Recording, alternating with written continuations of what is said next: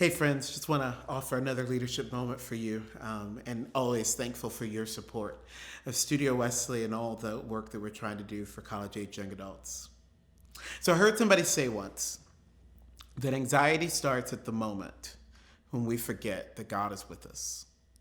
Now, as someone who struggles with anxiety and receives medication for that, I just want to be very clear that I am not trying to reduce or minimize anxiety. However, there is this something, at least for me personally, that when I begin to think about the moments that I forget that God is with me in this moment, in the now, yeah, that is a moment for me that anxiety sort of like starts to kind of crop up. And so I want to remind us of the gift of this moment that we're in. And it's not necessarily because things are going great or not going great. Like, it's not because we know exactly how things are going to work out or not.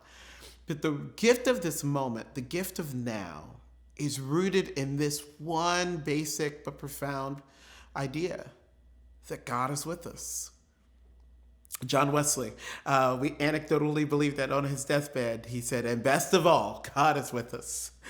And I just want to remind us of that. And I want to remind us specifically as leaders how receiving the moment that we're in right now actually has the ability to help us embrace all that's available to us, help us to lead better in these moments, help us to bring a non-anxious presence in the moments where our leadership matters.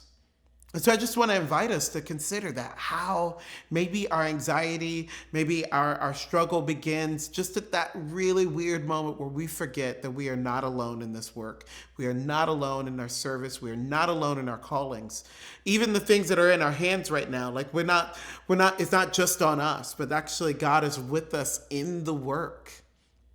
I think about the ways that I often will use a preoccupation with the past, and I'm a history guy, right? That's what my undergraduate degree is in. And so I'll use the past sort of as this mechanism to try to like escape from the moment that I'm in, to be, I would say, just distracted and preoccupied with how we got here. And do I think that we need those details? Absolutely. We need that kind of analysis. But if we're using the past as a means to not actually be present in the moment, again, I think that we forget that this is where God is. I mean, God is in the past, but God's here right now. I know that we also can use the future, visioning and planning and being strategic to not really face what's happening right now.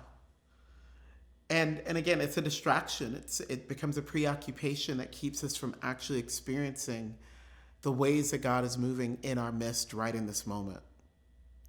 And again, I'll just say to you that I'm not here to minimize or reduce the kind of anxiety that often gets experienced in an age of COVID. Like, COVID has been an extremely disruptive and I would say traumatic experience, and it's probably not going to end anytime soon. And most of us are holding so much because of this pandemic and all that has happened as a result of it. But again, there actually might be a gift right in this particular moment.